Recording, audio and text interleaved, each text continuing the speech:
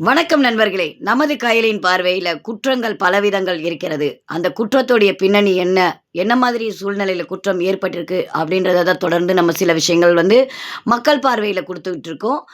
இன்றைக்கு பார்த்தீங்கன்னா, ஏற்கனவே இந்த பெண்ணோடைய நிலவரத்த நம்ம குடுத்துருக்கோம். இந்த பிரபா அப்படின்ற அம்மையார் ஏற்கனவே மாற்றுத்திறனாளிகளாக இருக்கும் பொழுது, அவங்களுக்கு கிடைக்கப்பட்ட லோன் தொகை 75,000 பணத்த ஏமாத்தி 66,000 சில்லறை ரூபாய் மட்டுமே அவங்க அக்கவுண்ட்ல கிரெடிட் ஆன செய்திய இன்று மாநில மாற்றுத்திறனாளிகள் அதிகாரிகளிடம் புகார் அளித்து ஒப்படைக்கப்பட்டுள்ளது. அது மட்டும் இல்லாம இப்ப பார்த்தீங்கன்னா, 2வதா என்ன நடந்திருக்கு அப்படின்னா, 18,00,000 இவங்களுடைய அக்கவுண்ட்ல டிரான்சாக்ஷன் ஆயிருக்கு. எப்படி வந்ததுன்னும் தெரியல, எப்படி போச்சுன்னும் தெரியல. நாம சாதாரணமா சொல்லணும்னா, இந்த லக்கி பாஸ்கர்ன்னு ஒரு படம் வந்தது. இந்த படத்துல பேங்க்ல பணத்த திருட்டுத்தனமா எடுத்து, அதுல வெளியில பணத்த செலவு செஞ்சுட்டு, அத அக்கவுண்ட்ல மறுநாள் கொண்டு வச்சுருவாரு. லீவு நாட்கள்ல நடக்கும். அது சினிமா.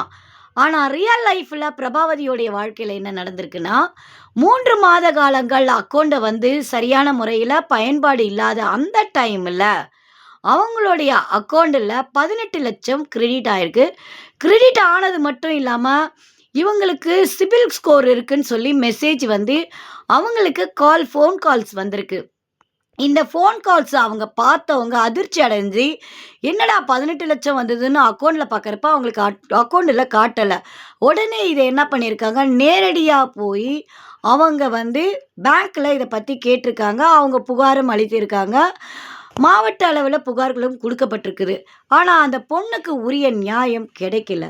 அதுக்கப்புறமா என்ன பண்ணியிருக்காங்க, டோல் ஃப்ரீ நம்பருக்கு கால் பண்ணி, அவங்க அந்த நம்பர பதிய வச்சிருக்காங்க. அந்த நம்பர் பதிவு பண்ணதுல, அவங்க ஸ்க்ரீன்ஷாட் எடுத்து, அந்த ஸ்க்ரீன்ஷாட்ட டீட்டெயில்ஸ் எல்லாத்தையும் வச்சு, பிப்டி அப்படின்ற ஒரு நிறுவனம், PIDPI அந்த நிறுவனத்துக்கு டெல்லிக்கு லெட்டர் அவங்க புகார் குடுத்துருக்காங்க. அந்த புகார் மனுவுல விசாரணைகள் ஏதோ நடந்திருக்கு போல. நாம பேங்க் மேனேஜர் அருண் என்கிற அருள்குமார் என்பவர்களிடம் பேசினோம். அவர் தகவல் எப்படி குடுக்குறாங்க அப்படின்னு நம்ம பார்த்தோம்னா, அவங்க சொல்லக்கூடிய தகவல், "மேடம் நீங்க இங்க நேரடியா வாங்க. உங்களுக்கு நான் இந்த ஸ்கீமோடைய டீட்டெயில்லாம் நான் உங்களுக்கு ரகசியமா சொல்லி தரேன்ற" மாரி ரகசிய காதல் மாதிரி ரகசியமா ஒரு வார்த்தை இங்கு ஓடுகிறது. ஸோ இந்த பெண் பாதிப்பு அடைந்த பெண்கிட்டயே கேட்போம் என்ன நடந்ததுன்னு. வணக்கம் பிரபாவதி. வணக்கங்க மேடம். பிரபாவதி, இப்போ நீங்க சொன்ன இன்னொரு ஆச்சரியமான தகவல் என்னன்னா, 18,00,000 சொன்னீங்க. இந்த 18,00,000 எப்போ, எப்படி கண்டுபிடிச்சீங்க? இந்த 18,00,000 அப்படின்றதுங்க மேடம், பெரிய லெவல்ல நம்ம இந்தியன் ஓவர்சீஸ் பேங்கோட பிரான்ச் லெவல் பெரிய லெவல்ல உள்ள பேப்பர்ஸ் நெட் சென்டர் போயிட்டு பேப்பர் வாங்கினேங்க மேடம். பேப்பர் வாங்கி பிரான்ச் இப்போ ரிசர்வ் பேங்க் ஆஃப் இந்தியா அப்படின்னு சொல்லிட்டு அந்த பேப்பர்ஸை வாங்கினேன். வாங்கி ஸ்பாட்ஸாக இந்தியன் ஓவர்சீஸ் பேங்கை பிரான்ச்சை பிரித்து, அதை சென்னை லெவலுக்கு பிரித்து, அப்புறம் அதை டிஸ்ட்ரிக்ட் லெவலில் பிரித்து, இந்த மாதிரி கீழ்மட்ட லெவலுக்கு பிரித்து கொண்டு வந்துட்டேங்க மேடம். கொஞ்சம் கொஞ்சமாக ஹெல்ப் கேட்டு அப்படியே கொண்டு வந்த லெவல்லிட்டு என் ஆதார் இதெல்லாம் இணைக்க சொல்லி வந்துச்சுங்க மேடம். அந்த நம்ம தான் இப்போ செல்ஃபோனில் ஆதார் எல்லாம் இணைக்கிறோமே, அதனால நம்மளோட Aadhaar, phone number, PAN card எல்லாம் இணைச்சோன்னே ஓடிபி சென்ட் பண்ணுச்சுங்க மேடம். ஓடிபி சென்ட் பண்ணேன். சென்ட் பண்ணோடனே உள்ளே போயிடுச்சுங்க மேடம். அக்கௌண்ட் நம்பர் எல்லாம் சென்ட் பண்ணேன். உள்ளே போயிடுச்சு. போனதுமே வருஷத்தை என்னென்ன வருஷம் காமிக்கிறது, 6 மாதம், 3 மாதம், 1 வாரம், இந்த மாதிரி டிஃப்ரெண்ட்டாக வந்துச்சுங்க மேடம். ஆரம்பத்தில் ஸ்டார்டிங்கில் நான் இப்போ 8வது தானே படிச்சிருக்கேன், எனக்கு தெரியலை. கொஞ்சம் கொஞ்சமாக போட்டு பார்த்துட்டு அப்புறம் WWன்ற மாதிரி வந்துச்சு. அதை வருஷமாக இருக்குமோ, ஏன் இந்த சைடு டேட் மாதிரி ஓடுதே அப்படின்னு தட்டி பார்த்தேன். கரெக்டாக அது வருஷமாக தான் இருந்துச்சு. இப்போ வருஷத்தை மாற்றி பார்க்கையில் மேல் தலைப்பில் 2020 to 21 வச்சு மேனேஜர் சாருங்க, நான் எந்தெந்த மாசம்லாம் அக்கௌண்ட்டுக்கு போகாம, அதாவது பேங்க்குக்கு போகாம எந்தெந்த மாசம்லாம் நான் டிரான்ஸ்லேஷன் பண்ணாதப்போ அக்கௌண்ட் பண மாற்றம் செய்யாம இருந்த அந்த நேரத்துல வரவு செலவு நான் எந்தெந்த மாசம் வைக்காம இருந்தனோ, 7, 8, 9 3 மாசம் நான் வரவு செலவு வைக்கல.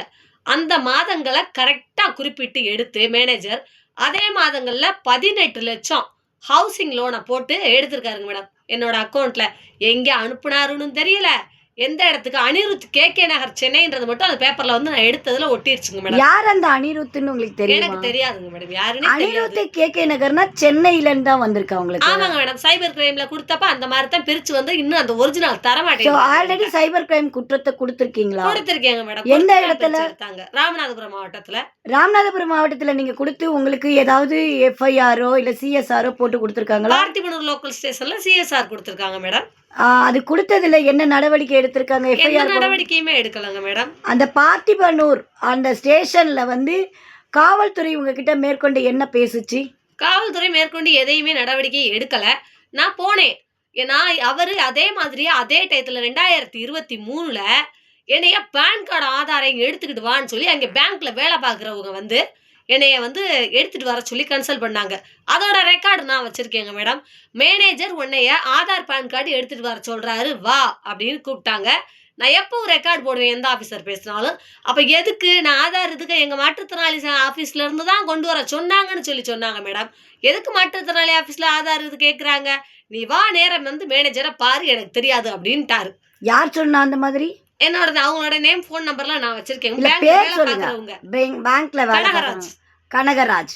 கனகராஜ் என்ன வேலையில இருக்காரு அவரு? என்ன பதவி? சும்மா அவருக்கு பதவிலாம் கிடையாதுங்க மேடம். அங்கே இருக்கிற எல்லாரும் டெம்பரவரி பர்சன் வச்சுக்கிட்டு தான் இந்த மாதிரி ஒரு ஊழல்லாம் நடக்குது அந்த பேங்க்ல. சரி. அங்க இருக்கிறவங்க ஃபுல்லா டெம்பரரி பர்சன். யாருமே நீங்க ஒரு அந்த நேரத்துல government போய் website-ல இல்ல. அந்த நேரத்துல போய் பேங்க் மேனேஜர் போய் பாத்தீங்களா?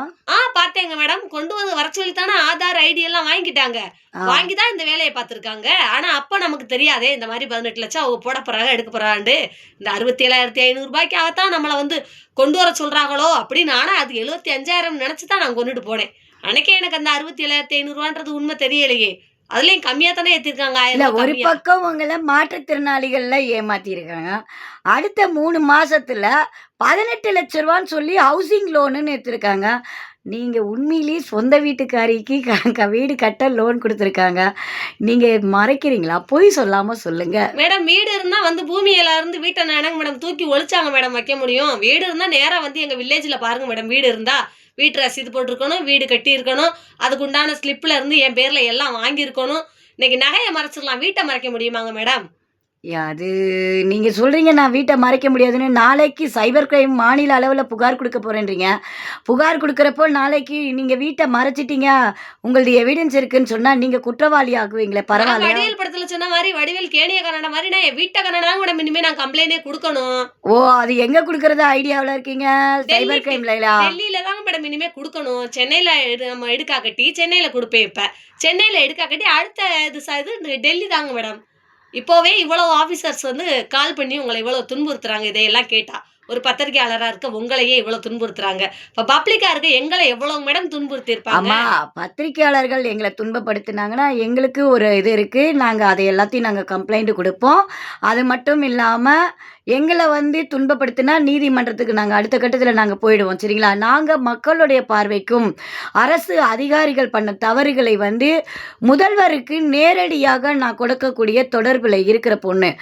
என் மீது அவங்க இவ்வளோ கீழ்த்தரமா அவங்க நடத்தினாங்கன்னா அவங்களுக்கு சரியான சவுக்கடி வந்து என்னுடைய தமிழக முதல்வரும் துறை சார்ந்த அமைச்சரும் எங்களுடைய செய்தித்துறை அமைச்சரும் நீதிமன்றமும் பார்த்துக்கிட்டு கண்ணை கட்டிக்கிட்டு இருக்காது. அதுக்கும் உடனடி நடவடிக்கை எடுப்பாங்க. நம்ம வந்து நாளை உங்களை மாநில சைபர் குற்ற அலுவலகத்தில் சந்திக்கிறதா சொல்லியிருக்கோம். கண்டிப்பாக நாளைக்கு பார்ப்போம்.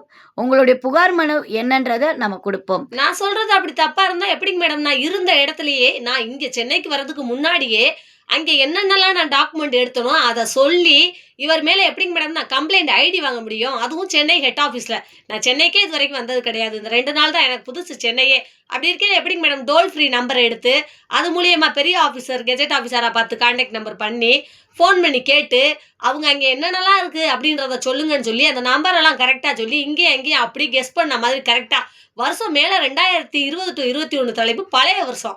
ஆனால் கீழே பண்ணியிருக்க தப்பு 2023 to 24 புது வருஷம். டிசம்பர் 5ல் 15 லட்சத்து சில்லறையை மொத்தமாக கட்டி அப்படியே க்ளோஸ் பண்ணியிருக்காங்க. ஏன்டா நான் கண்டுபிடிச்சிட்டேன். என் ஐடியா யூஸ் பண்ணா நான் எனக்கு தானங்க மேடம் எல்லாம் காமிக்கும் சிக்கலு. கண்டிப்பா. உங்களுக்கு மாநில சைபர் கிரைம் எந்த அளவுக்கு உதவி செய்து, உங்களுடைய புகாருக்கு அடுத்த கட்ட நடவடிக்கை என்ன எடுக்குறாங்கன்னு பார்ப்போம்.